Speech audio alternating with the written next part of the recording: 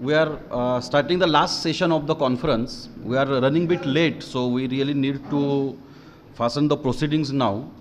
We are late by at least 45 minutes or so.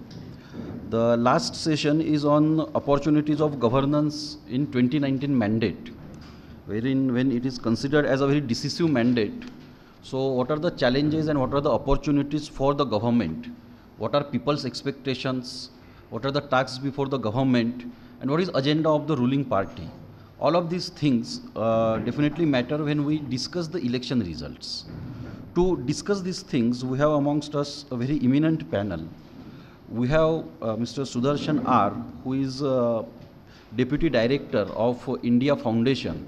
He is from Tamil Nadu, but presently working at the All India level for India Foundation and is engaged with several activities with India Foundation. Our next panelist is Dr. Joe Thomas, who is a professor of sustainability, and he is working with MIT World Peace University presently. Dr. Joe Thomas has his specialization on sustainability issues and is working closely with United Nations agencies for last several years. Our third panelist is Dr. Stanley Johnny, who is International Affairs editor of The Hindu. He is based in Chennai. Dr. Stanley has completed his doctorate from Jawaharlal Nehru University, and he also has recently published a book on Islamic State, ISIS at the Doorstep of India, which has been acclaimed by many. Our fourth panelist is Aditya Ingre, who is a student of MIT School of Government, and he is quite active in terms of the election campaigning project, other projects, etc. He worked with the former MP Raju Shetty during last Lok Sabha election in his election campaign team. And we are very fortunate to have Professor Dr. Vijay Khare as chairperson of this session. Dr. Vijay Khare is professor in the Department of Defense and Strategic Studies and director of Yashwantrao Chauhan National Center of International Security and Defense Analysis at Savitribai Phule Pune University. He is also dean of several departments in Savitribai Phule Pune University. Dr. Khare provides excellent leadership to all international engagements, and today what is being acclaimed as Pune as a city of international students in India, Dr. Khare has contributed a lot in it in last more than 1 decade or so, that there are thousands of foreign students who are coming to Pune University each year, and Dr. Khare is the one who is cooperating and collaborating on all such initiatives. Dr. Vijay Khare was also awarded Young Social Scientist Award for Rare Source Material Collection for research work on role of British Army for social mobilization and its impact on Indian society. He has several publications and research projects to his names. Some of his research projects are third-party mediation in India-Pakistan conflict, challenges to the Indian society and culture in the age of globalization, and most importantly, he has published a set of books on Dr. Babasaheb Ambedkar, and one of it is a critical study of thoughts of Dr. Babasaheb Ambedkar on issues related to India's national security, an aspect which was generally being neglected in terms of Dr. Ambedkar and his contribution. So he has published a book on Dr. Ambedkar's contribution on national security, on India's national security also. Now I hand it over to Vijay Khare sir to begin the proceedings of the session. Thank you, Parimal, for kind introduction. At the outset, let me congratulate MIT and specifically Parimal and his team for organizing such an important event in the Pune city. After election, this is first kind of seminar which is scheduled in MIT, and I've gone through all proceedings and the kind of issues from last 2 days we are discussing. It is really mind-blowing for everyone, because mandate 2019 is real concern for each and everyone. So in this session, already all my colleagues panelists introduced by Parimal. I will not take that much time. We have time limit. Each one will take 8 minutes. 8 minutes will be fine, and 8 minutes each one will talk. Then there will be a few minutes for question answer, and then concluding remarks. So without much taking time, I will invite who will start? Aditya, English? Yeah, Sudarshan, please. Sudarshan. Thank you, Vanakkam. Don't worry, I'm not going to speak in Tamil. Relax. Today's most powerful thoughts are conveyed in 18 minutes. When Parimal told me about this conference, he said 10 to 12 minutes. Now it's down to 8 minutes. So TED, you have TED Talks where 18 minutes, world's most powerful thoughts are conveyed, where videos go viral. Today we have to finish in 8 minutes. I just want to touch on one aspect. Before that, I'm tempted to answer one question on Dravidianism which came up. I'm just going to answer that and then go. See, in 1962, Annadurai, as a member of parliament in Rajya Sabha, after the China war, made a very revelatory statement. He said, when it comes to the question of aggression against the state, we side with the state.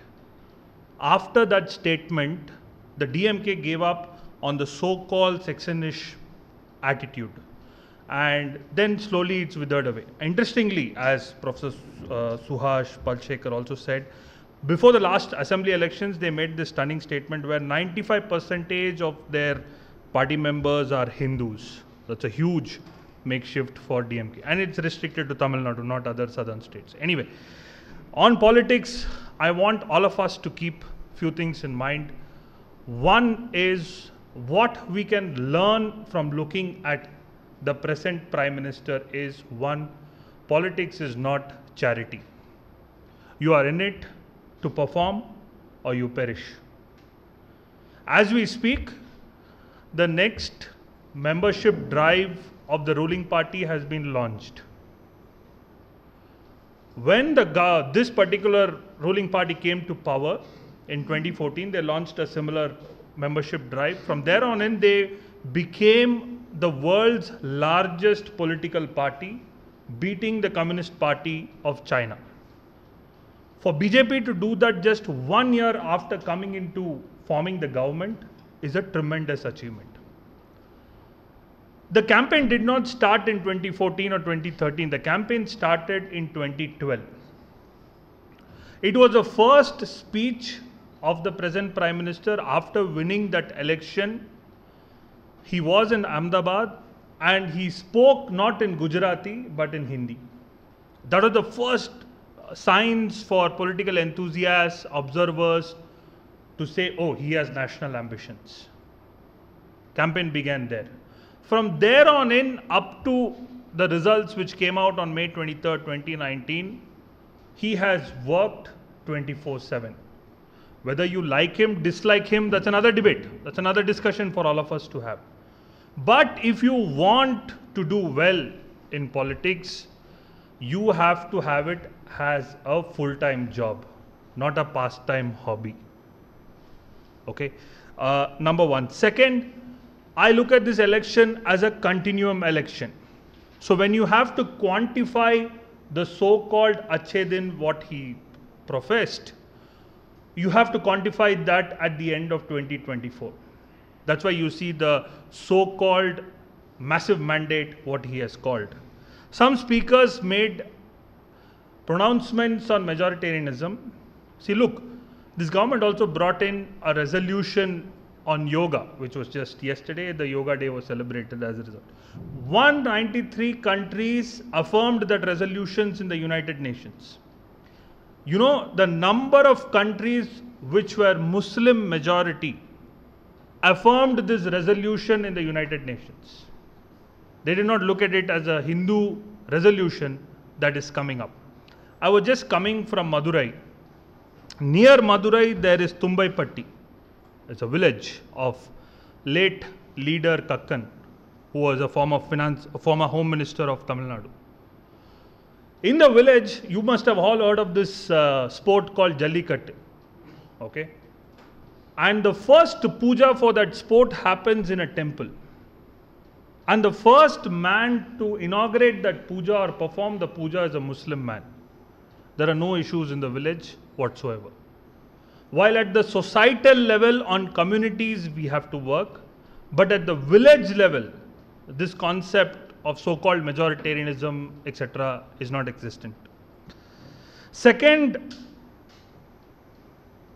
as soon as the present ruling party took over, also one of their main objectives was to strengthen the Coromandel coast, which they have done very significantly. But what we must also remember is governments in Northeast are generally, they tilt towards whichever party is in power in the center. On the economic front, at the macro level, the government has done very well, keeping inflation in check. If not, it would have been news. It has reined in fiscal deficit, and it has also increased public investments and infrastructure. But on the micro level, there is still a long way to go. For example, I was reading one of the main reforms of this term of the government will be on chosen areas of privatization. They cannot do it in full swing. They'll have to look at Air India as a case study and how they can do it.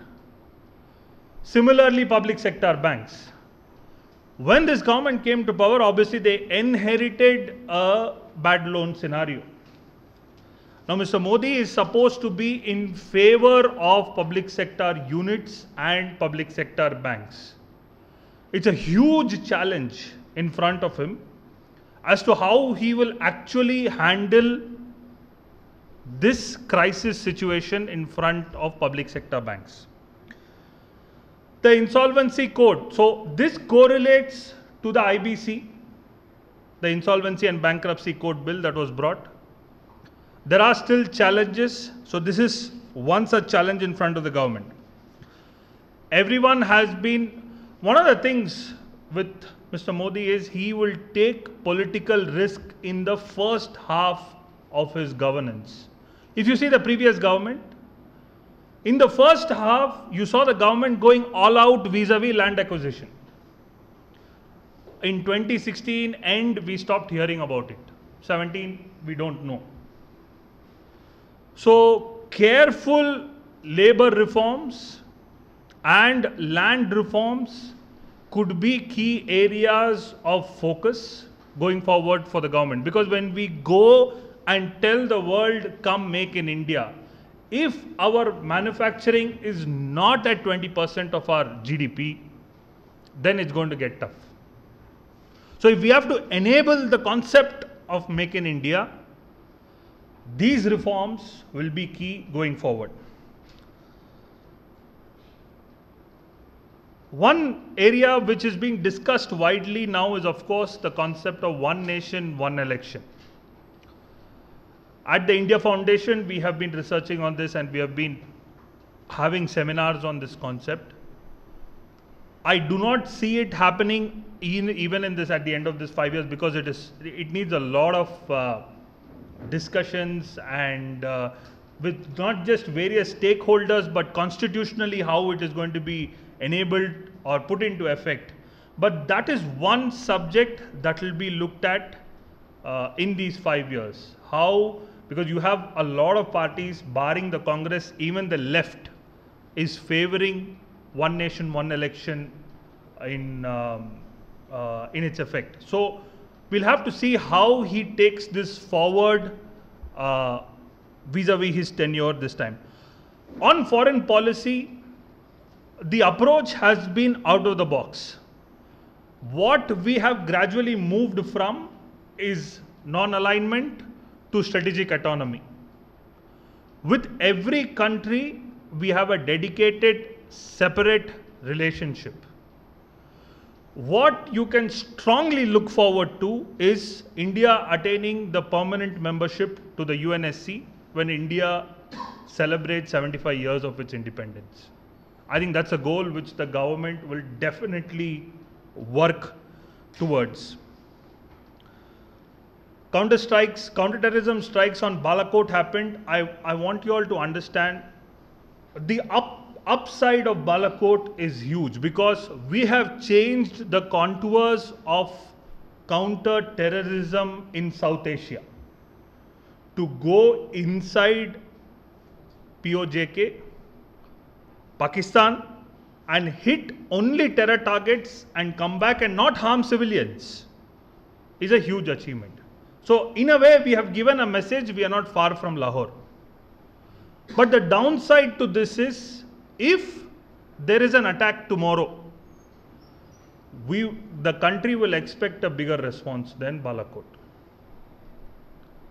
So how the government is going to regard that would be something our strategic analysts and those in power will be constantly deliberating. So the next time a terror attack happens, the onus is on the government to improve from Balakot, if not no.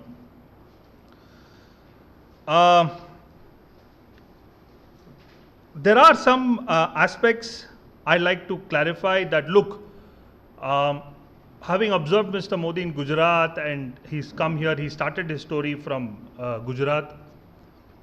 There is a clear experience of being almost a 5-time chief minister and then taking over as prime minister. There is no test of patriotism for anyone every day. As a researcher, analyst working with a think tank, let me make it clear, we work with the government. So there is no test of patriotism every day. My freedom starts where his nose stops where his nose starts. It's as simple as that. So that's one.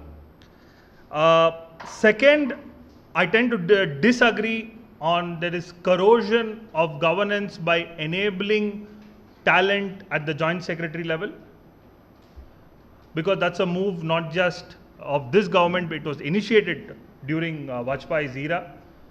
But if you take the example of Tamil Nadu, for one Anganwadi worker's post, please guess the amount which is charged as corruption. Please guess. One Anganwadi worker's post. Anyone take a shot? No. 10 lakhs. 10 lakhs for an Anganwadi worker's post is charged. So, and I also want to assure that knowing Mr. Modi, he relies on bureaucrats to do his work. He will not let go. If you see the PMO today, it is strengthened with top joint secretaries who are handling every minister. In fact, please don't put this on record and on video. The ministers are subsumed. The joint secretaries are strengthened. So the bureaucracy is actually strengthened. And this move of bringing private talent is something we all have been vouching for a long time. We need private talent to enter as joint secretary level, because some complex matters cannot be solved by AC room bureaucrats. That is for sure. So with that, 10 positions after such a long hiatus have been opened up. Am I running out of time? Yeah. And finally,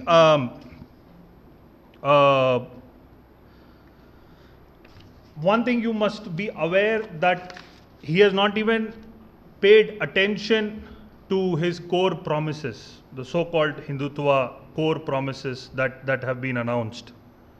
And knowing him, seeing demonetization, so on and so forth, demonetization even in his own ministers were not unaware.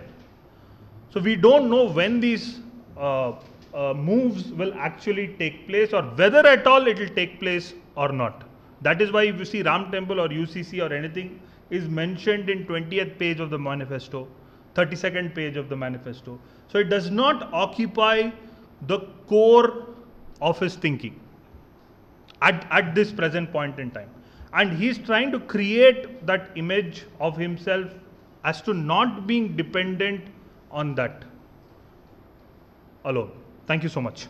I titled my presentation as The Meaning of a Mandate, an analysis of Modi manifesto from an SDG framework. When we look at a manifesto, when we look at a political mandate, and that too a very significant mandate, there are different ways to analyze it. For yesterday we saw that, today we saw, mostly from a political, sociological, psychosocial, there are different framework is used to understand the election victory. But I just want to focus only on the manifesto. The manifesto, I call it as Modi manifesto, not even BJP manifesto. So that's the first thing, let me make it very clear. And my presentation is about a brief introduction about the entire issue of manifesto and how to analyze the manifesto. And I specifically look at BJP manifesto, what are the content of the manifesto. Then I'll present briefly on SDG, Sustainable Development Goal, targets and indicators. And I try to compare between the SDG mandate and the BJP manifesto and certain concluding remarks. So this is the structure of my presentation. When we talk about opportunities of governance in 2019 mandate, and whether the BJP government, the Modi government, whether they'll stick to their manifesto, we don't know. But as I think probably from an analysis point of view, we should begin with, okay, I mean, we should give the benefit of doubt that at least there will be major, the direction of the programs will derive from the manifesto.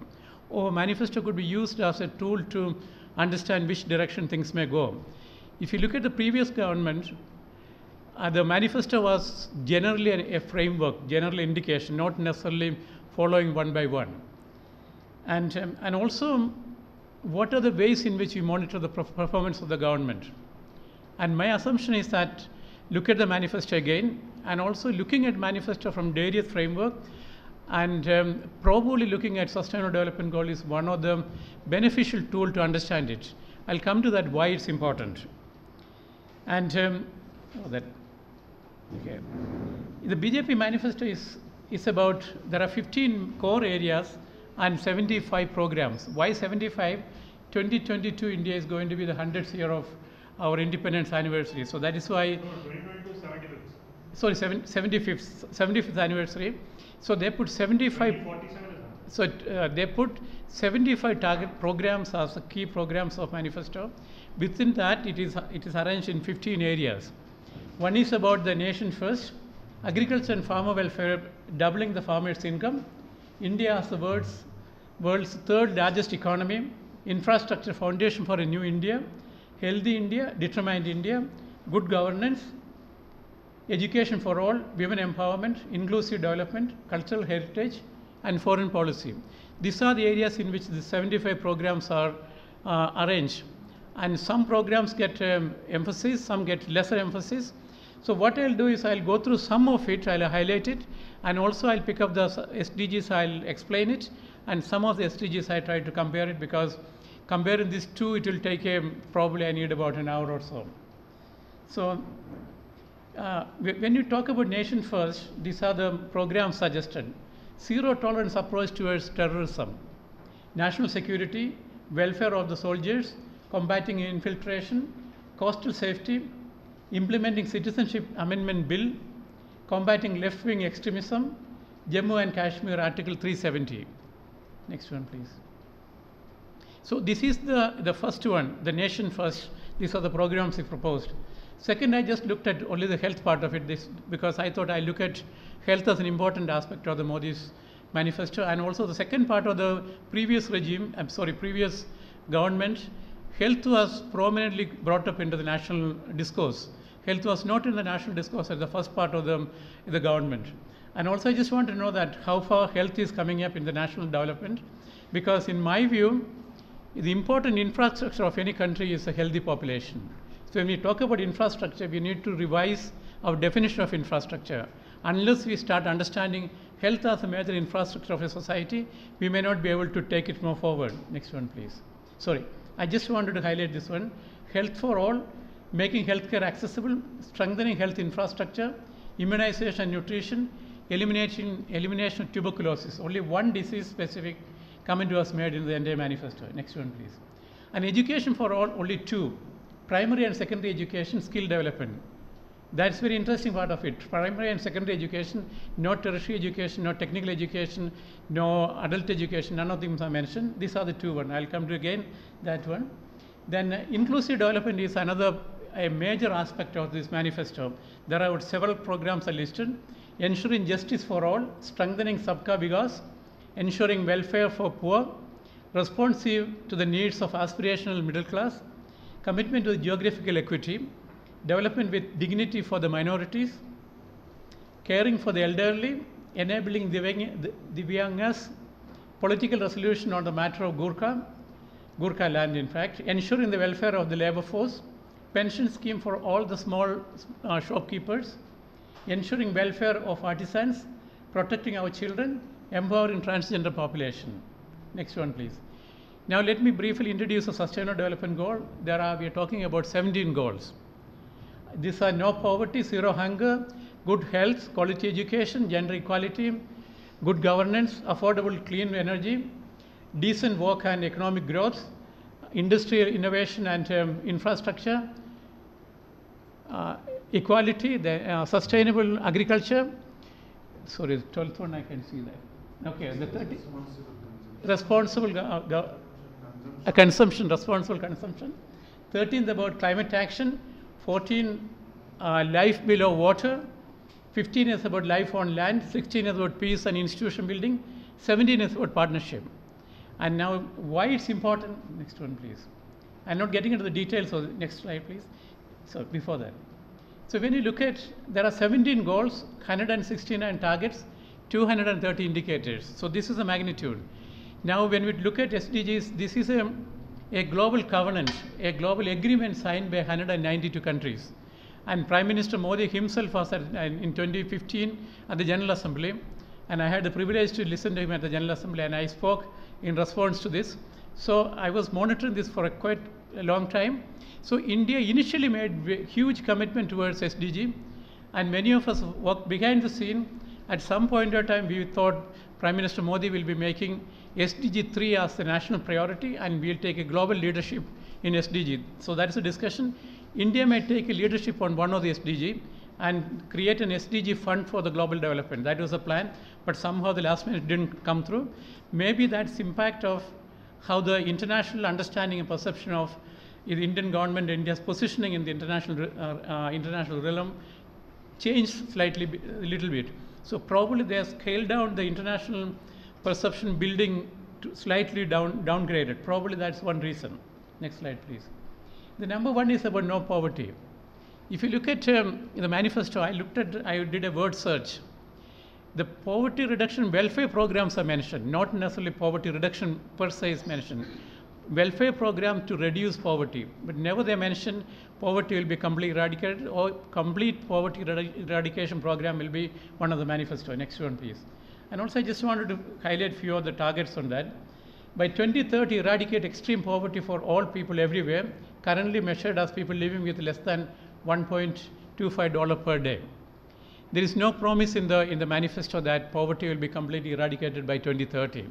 So that way, don't expect a dramatic poverty reduction program from the, if you go by the manifesto, we can't expect a dramatic poverty reduction program in the coming years. This has got very significant implication in the political understanding. We are talking about poverty, 30 to 40% of the people below $1.25 as a criteria. But absolute poverty, there is a lot of discussion take place. But poverty reduction, significant level of poverty reduction may not be, we may not be we don't have to expect from the current government. And the next one is, and the zero hunger. The next slide, please. By 2030, end hunger and ensure access to, by all people, in particular, the poor and people in vulnerable sections, including infant, to safe, nutritious, and sufficient food for year round. When we look at the nutritional status of the country, again, about 40% of the children are undernourished. So we are not seeing any clear program towards that direction. There are, within the 75 program, there are children, our children as a priority is mentioned, but details are missing from there. But how the details may come up, it maybe depends on the political organization, political pressure, and also from the other international communities' political pressure. But we don't know whether that pressure will work on these areas, because this also, the hunger reduction is not necessarily clearly manifested again. Next one, please. Next slide, please. Good health and well-being. I just wanted to focus slightly more than on this area. Next one, next slide, please. By 2030, reduce the global maternal mortality ratio to less than 70 per 100,000 live births. This is one of the significant challenges for India: maternal mortality reduction, infant mortality reduction, and neonatal mortality reduction. And my assumption is that unless you name it, unless you specifically propose it, neonatal mortality reduction and infant mortality reduction may not come to the 70. In some states it is 7, at the same time some states is 360. Within the states there are variation is so huge. So unless there is a specific program which is named infant mortality reduction, neonatal mortality reduction, and also child mortality reduction, probably these targets may not be achieved in the near future. Next one, please. And the strengthening the prevention and treatment of substance abuse, including narcotic drug abuse and harmful use of alcohol. This is an important goal agreed by international community, that we should look at the issue of substance abuse, including alcohol abuse. In states where the alcohol is freely available, there is no alcohol abuse support programs. We have alcohol is freely available. At the same time, alcohol-related abuse, alcohol-related deaths is phenomenally going up. At the same time, the programs are not in place. I have to reduce my presentation. I'm just running through. Next one, please. Next one. Next, please. Quality education, I just want to mention. Ensuring inclusive and equitable quality education, but the manifesto says only 2. Education for all, and just very basic reference about education. But if you want to achieve the quality education for all, it requires extreme level of reform, extreme level of access to education program, and also a targeted program for inclusive education program. Next one, please. Next, please. Next. Next. The clear water and sanitation. There's a lot of discussion about sanitation, but the water and sanitation is mostly focusing only on one river, but not necessarily a comprehensive clean drinking water program. So the challenge is that maybe we have to clean up Ganga water, but there is an issue of clean drinking water, particularly in the context of drought, the drought across the country. Drinking water will be one of the major source of conflict. So we don't have a program, a clear program to address the drinking water, as well as to monitor water-related conflict between the state and within the state and within the communities. Next one, please. Affordable and clean energy. There is no clear mention about promoting renewable energy. So probably an energy policy may be one of the major drawbacks of the entire manifesto. We can expect that it may come through, but this I would consider as one of the major drawbacks of the policy. Next one, please. Decent work and economic growth. And this year, in fact, yesterday, International Labour Organization's 100th year, a decent work agreement is sanctioned. But that calls for a decent, extreme labour reform. And probably this is the one we can expect. But there is no indication that there is a massive labour reform may come through from the manifesto. Next one, please. Next. Industry, innovation, and infrastructure. Making in India, but if there is a footnote on Make in India and promoting innovation, probably that would have been a much more strong manifesto. Next one, please. Responsive consumption and production. And probably, if you look at the underlying principles of this manifesto, it goes against this. Uncontrolled production, uncontrolled consumption is one. Climate action, in fact, there is a huge silence in the area of climate action. In fact, all our mining sector is immediately opened up. That's one of the specific program is mentioned. Mining will be open for private sector supposed to be with a reduced monitoring mechanism and regulatory mechanism. Next one, please. Life below water. Actually, there is no program for cleaning our sea water and reducing pollution on the marine coastal pollution. So that, again, I would say that this will remain as one of the glaring drawback of the manifesto. Next one, 15. Life on land. There are some discussions here and there in the area of inclusive development. There are some mention about it. Next one. Goal number 16 about peace, justice, and strong institutions. There is a mention about legal reform, but at the same time, there is no discussion about alternative forms of problem solving, alternative forms of reducing violence, and also monitoring the issue of violence. Next one, please. See, 17 is about partnership. Here comes the issue of foreign policy. But the foreign policy, number one, we are moving away from India had a non-partisan foreign policy leadership in the global level, and also India is aspiring for a permanent seat at the Security Council, but I have serious doubt about it, because if you want to become serious as a member of Security Council, you should begin acting like a Security Council member. Do you have a position on any of the global issues? Are you willing to put money on issues internationally? And also India got an extensively strong overseas development assistance program. But that is not flagged anywhere in what we are going to do with. Are we going to increase our overseas development assistance? India is a major donor international development assistance in particularly African countries and Asian countries. But that how we are going to leverage for the issue of India's position in international level, that need to be looked at carefully. And also, India was a leader of the developing countries. In that capacity, I would say India is a member of probably 30, 40 international committees. If you look at the performance of that committees, I would suggest that maybe India should take a close look at India's performance in various international commissions and international committees. Internationally, India is not yet behaving like a member of a Security Council member. So unless you start behaving, unless you start believing in it, unless you start putting money into it, unless you start speaking about it, it's very likely that India could be a member of Security Council. And I just want to conclude that India is already giving up some of the institutions we built up extensively, particularly the issue of SARC, South Asian Regional Cooperation, that is actually removed from the manifesto. At the alternative, they are supporting and building up BIMSTEC, Bay of Bengal coalition that is based in Bangladesh. At the cost of SARC, there's only one reason to corner Pakistan. Politically, whether it's good or not, but we have institutions which you should use for leveraging our position internationally. So it is for building it, strategically utilizing it, not sidelining it. So conclusively, the manifesto gives a very good indication about what we can expect, and some of the things, and also one of the major drawbacks is that what is the financial allocation for this one? Unless there is money allocated, there is no point in.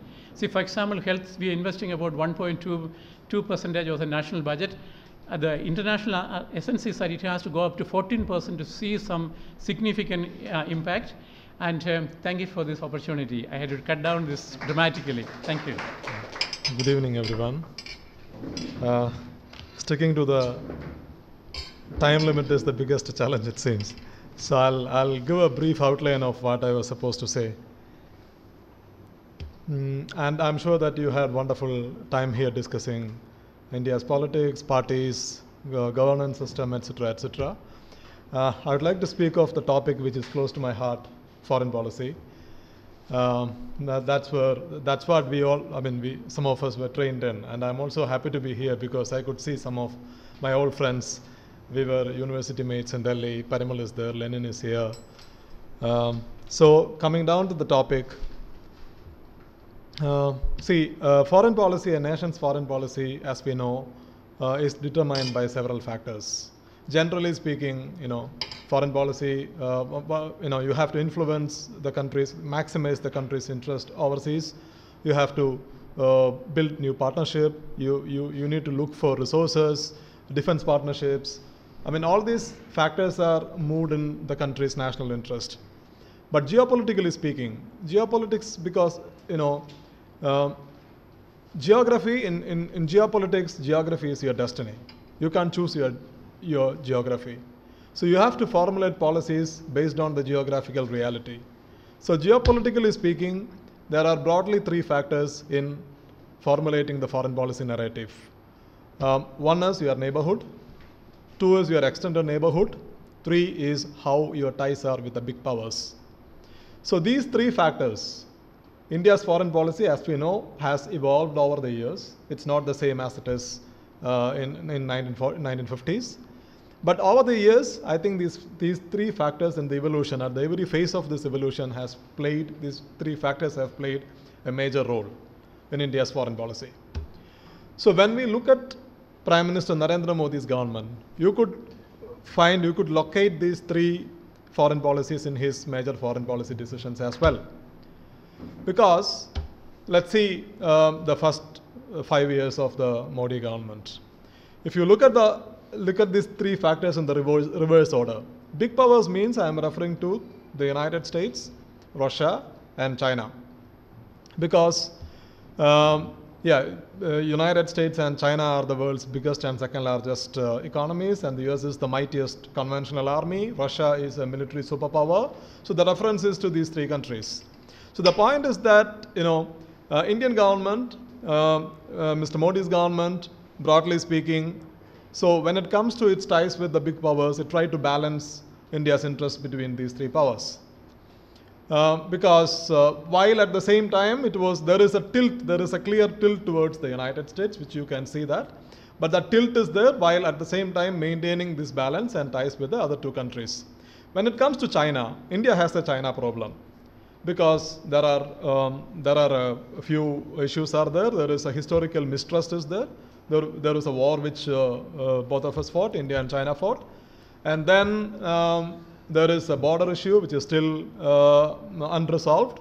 And then thirdly, which is a more contemporary issue to India, is China's rising influence in India's backyard, especially in the Indian Ocean region in South Asia. So the border issue, this China problem led to the Doklam standoff during the first 5 years of the Modi government. But at the same time, we could see that the Doklam standoff didn't escalate into an open conflict, into a direct conflict between these two countries. There is less appetite for a conflict between India and China on both sides, I think. The joke among the journalists is that even Arnab Goswami was silent during the Doklam standoff, because the restraint was visible on Indian side, on the Indian media side. But then the Prime Minister went to Wuhan for the informal summit with President Xi Jinping, and both sides actually dialed down tensions. And since then, you could see that there was a clear restraint in relationship between India and China, despite these thorny issues such as the boundary dispute, China's foray into Indian Ocean region, etc., etc.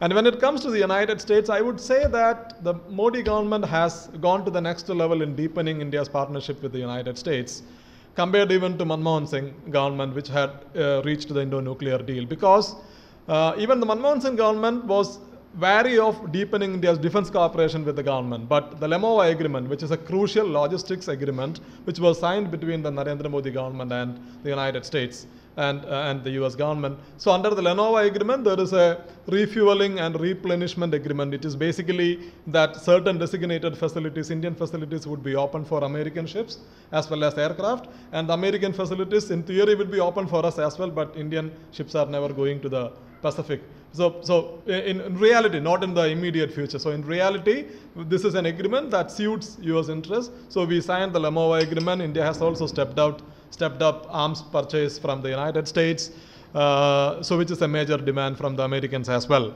We did this while maintaining very deep ties, its defense ties intact with Russia. So this is the balancing act which we saw in the big powers segment. When it comes to the extended neighborhood means I am referring to West Asia, East Asia, and Central Asia mainly. Among this, West Asia is critically important for us. Why? Because India is an energy-dependent, oil-dependent, energy-dependent country. We have to source energy from the West Asian region. Mainly, we are sourcing it from West Asian region. And hundreds of thousands of, if not millions, Indians are working in the Gulf, in the West Asian region, secondly. And third, West Asia, Iran, another West Asian country, is India's gateway to Central Asia, practically speaking, if you look at the geography. So West Asia is also, and Israel, of course. India has very strong defense ties as well as technology cooperation ties with Israel as well. So there are these three poles in West Asia. One, the Saudi-led Sunni bloc. Two, Israel, of course. And then third, Iran, which is a Shia country.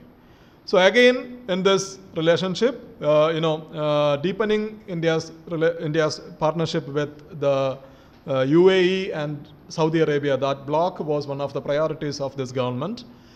But you could see a tilt again towards Israel, which in my view, I can't, in terms of strategic benefit, I would say that Iran and the Saudi bloc are more important for us because in a sense, Israel is important in terms of defense equipment and technology, but at the same time, energy resources as well as the geographical opening to West Asia, to Central Asia appears to be more prominent. But the tilt in India's foreign policy is towards the Israelis, but still the equilibrium between these two sides is not broken. There is a balance, you could see it balance as well in the foreign policy makeup. And when it comes to the neighborhood, which is where my views are more critical, when it comes to the neighborhood, I think the government was trying to assert its influence through a muscular foreign policy, which I think is not working. So I'll tell you why it's not working is that what is India's primary interest is, in my view, should be on peaceful rise of India. Basically, because a war is, we can have romanticized versions of war, but war is catastrophic. And especially if you look at the post-war history, the United States never go to war with Canada. France and Britain do not fight a war. And even China and Russia, which had Cold War hostility, they have also warmed up towards each other. They had serious problems during the Cold War. So the point is that your immediate neighborhood, it is in your fundamental interest that your immediate neighborhood stays peaceful. And it doesn't mean that you cannot use military force at all. Military force is, it can be used as a deterrence mechanism. But in the case of India, I think the two major military interventions of this government, one is the surgical strike and then the post-Pulwama air strike. So the question which I would like to ask as a student of international relations is that did the surgical strike enhance India's deterrence? If it had enhanced India's deterrence, there wouldn't have been a Pulwama strike.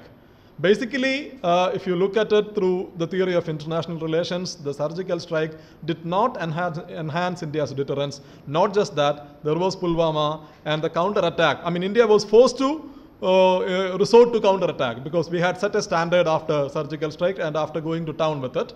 So the post-Pulwama counter-attack had taken India to the brink of an open conflict. There was a dogfight between India and Pakistan, taken India to the brink of an open conflict, and an open conflict with a neighbor, which is a military power, would have been, I took 10 minutes, just give me 2 more minutes, I will conclude it, would have been dangerous. So this is the overall foreign policy makeup of the government. And the new government, I think if you look at these three segments, for the new government, the challenges are more. Why? Because in the United States, there is a more unpredictable, erratic government, which has a list of demands, host of demands towards India. The Americans, especially the Bush administration, doesn't want India to buy oil from Iran. They don't want India to buy weapons from Russia. They want India to balance the trade deficit with the United States. They also want India to play a bigger role in Asia Pacific in containing China. They also want India to play a bigger role in Afghanistan in stabilizing the Afghan government. So there is a host of demands from the Americans. So if you listen to them, if you agree to them, you will upset the other players. If you don't agree to them, the Americans would be upset. So the point is to balance between these two, and the balancing act gets tougher for the next 5 years for the government.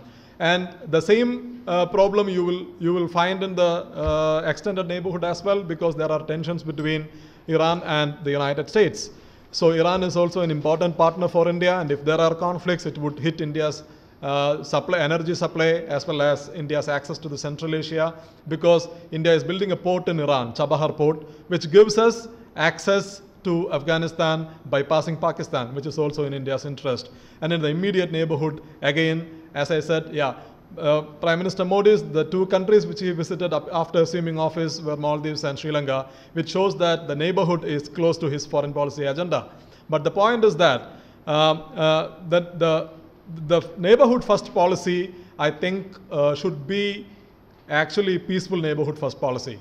Only then it will empower India's interest, and also it will help India's natural rise as a regional power. Otherwise, a hostility, a permanent hostility in the neighborhood, irrespective of other influences, other forays you are making, a permanent hostility in your neighborhood will basically impinge on your natural rise. Thank you very much. Myself Aditya Ingre, and I am currently pursuing my MA in Political Leadership and Governance. This is my second year now. With just little bit of knowledge, I'll go through the how security's dimensions have changed today. There are basically two schools of thought.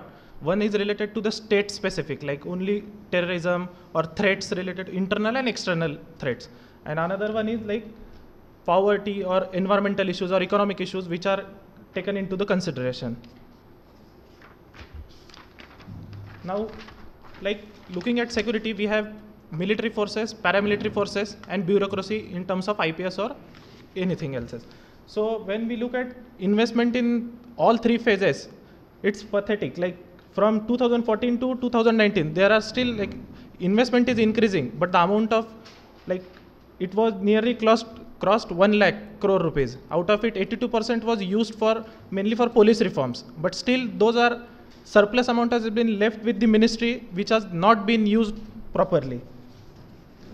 Like CAG has observed that weaponry in several states is outdated as there is shortage of arms and ammunition. But like when we have money, surplus money, which are not spent, why can't we use for such a challenges when states are running out of it? And also, one case after 14 Finance Commission, it was made clear that police reforms, modernization of police reforms will be dealing from central pool of like center was given 100% money to modernization. It will be now in the 75 to 25% of state has also to contribute in it.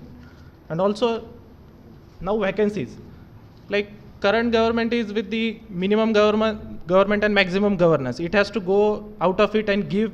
Still there are vacancies in all paramilitary forces as well as and when paramilitary forces and military forces also. When we look at it, it was like which account it had 8% of vacancies last year. And also my panelist said that first panelist said that lateral entries should be encouraged at some point of time. But even with little knowledge, we can say that system will not accommodate lateral entries and will not make him work properly in the system. And also, this is the chart, like vacancies over the period of time have increased. They have not been filled by central government. We have issue of dedicated coordinating agencies. We have NIA, Internal Intelligence Bureau, NSG, but there is a lack of one coordinating agency, which is the major challenge in front of this government. Taking the case of 2611 of Mumbai, people felt that there was lack of coherence between all stakeholders involved in it. But the issue was like Home Ministry was not able to make correct prompt action to calling NSG for its implementation. Now, over the 2 years, I have observed that terms of reference given to the various committees are at point of conflict. For also, like we have Kargil Review Committee. Its mandate was to review the events leading up to Pakistan aggression in Kargil district and thereby recommend such measures as considered necessary to safeguard national security against such armed rebellion in the future. But the course of action taken by Kargil committee was so less because due to terms of reference. See, when here we need to mention two cases. Terms of reference. Upside. Like when we have Yom Kippur war in Israeli cabinet set up an inquiry commission. It was asked not only to ascertain intelligence before the war, but also its assessment and also decision of duly authorized military and civilian bodies. The question is, we are making committees, but like for 2611 also, we have not blamed one agency or one particular persons or set of persons for it. We are only blaming, but sustainable action should be taken against those culprits so that such a things will not happen in the future. And also in Falkland Island Review Committee also, they said that dealt with the way in which responsibilities of government were discharged in the period of leading up to Argentine invasion in Falkland Islands. So here, when like Pulwama and everything was happening in the parliament, there was no discussion or there was no criticism of current government due to like their political pressure while people or media will treat them as a anti-national. So this can't be done. Here, when we look at Winston Churchill faced a censored motion in the House of Commons even during the war, is an example for it. Now there are lots of non-traditional issues. I'll not go through each and every one. But like my first panelist said, in sustainment, in agenda of current government, there is a, second panelist said, there is a political resolution for Gorkhaland.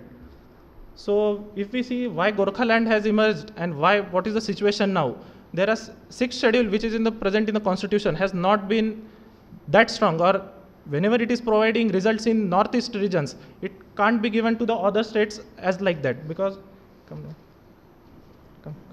down. Separate statehood is a major challenge in front of this government. Just upside. Up. Please. Here we can see these are aspiring states aspiring areas who are willing to have a separate state. Now with the current government, we are hoping that at least Vidarbha section will be carved out and will have its own set of government institutions. And in Northeast also, we have insurgencies and other issues. See, insurgencies, for it, Mizoram was the best example how insurgencies can be tackled. And now I'll just go through the defense budget, last year's defense budget. It was, we have a second largest military in terms of personnel, 1.2 million, and first is only China, which is 2.1 million. There are shortage of funds for modernized and indigenous equipment. Defense budget crossed 3 lakh crore this time, but highest in any year previous years. Still, procurement over indigenous production has not been happened. Like 66% of allocation for year-round expenditure were for salaries and everything else. And also, like when committee has been set up, there should be a proper implementation of it, and there should be a proper discussion and debate in the parliament, and it should be adopted so that it could have a better results and outcome. And like in defense also, we had Ajay Vikram committee also. Now there are reports that still not all recommendations of Ajay Vikram committee has not been accepted. And looking at bureaucracy, still second ARC report has been in the news. All the recommendations by second ARC has not been accepted. So there is a huge challenge in front of government. Thank you. Let me thank all 4 speakers who has been just covered from national security to good governance. One has talked about good governance, foreign policy, Millennium Development Goal, and government vision, and then last speaker is national security. This is a very difficult task to summarize the conceptual understanding and deliver the message to the audience, what you would like to say, but within a short span of time, all 4 speakers tried to give justice while delivering their address. Let me summarize what are the opportunities of governance in the mandate 2019. When we talked about mandate or government, presently world shifted from geopolitics to geoeconomics. And while there is a paradigm shift in national security, there is an understanding of the national. Sir, please.